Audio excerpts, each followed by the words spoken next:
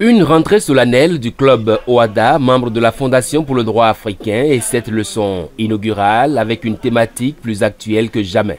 C'est plus la motivation de pouvoir mettre le droit au service de l'économie qui m'a entraîné à explorer le domaine du droit et en devenir un praticien à travers l'exercice de la profession d'avocat. Au-delà des règles juridiques, les réalités économiques pour un droit des affaires plus efficace. Et pour décortiquer le sujet, un homme au fait de la question pour son éclairage édifiant. Tierno Oloritogbe, expert financier et avocat, président de la fondation éponyme pour l'éducation.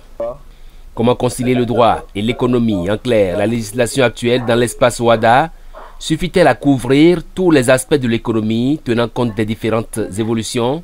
Le temps déjà que cela met pour procéder à une mise à jour fait que l'acte uniforme, le droit positif OHADA n'arrive pas tout le temps à suivre les évolutions du monde des affaires et des nouvelles formes de commerce, le e-commerce, des nouvelles formes d'échange entre les entreprises, entre les acteurs économiques.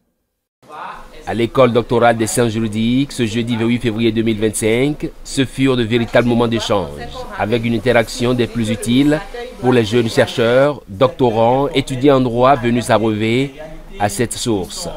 Donc, que ce soit le e-commerce, les plateformes, la crypto-monnaie, la fiscalité, le droit fiscal, qui n'est pas couvert actuellement par le droit OHADA, mais qui fait partie du droit des affaires, va être obligé d'évoluer, de se conformer à diverses réalités.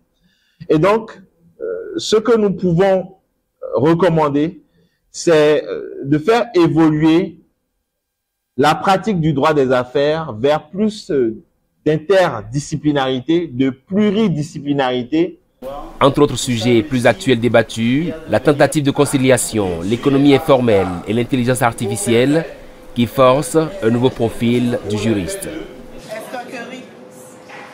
Que le juriste ou les juristes ne se disent pas je m'en tiens à mes connaissances en droit.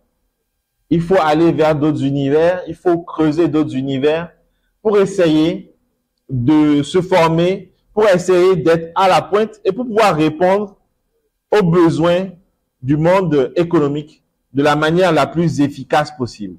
À la fin des échanges, les perspectives pour un droit des affaires plus efficace ont été envisagées. Je pense que depuis 2010, même si nous avons des pays qui n'appliquent pas, le statut de l'entrepreneur qui est venu était normalement pour attirer ceux qui sont de l'informel vers la formalisation.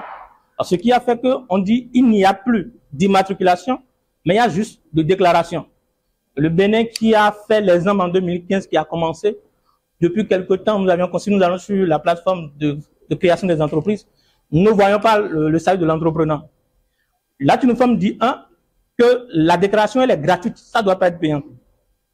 Deux, en ce qui concerne la fiscalité, là, tu nous formes exige que les États prennent des mesures favorables pour inciter ces entreprises à la formalisation, en réduisant de manière conséquente les charges fiscales.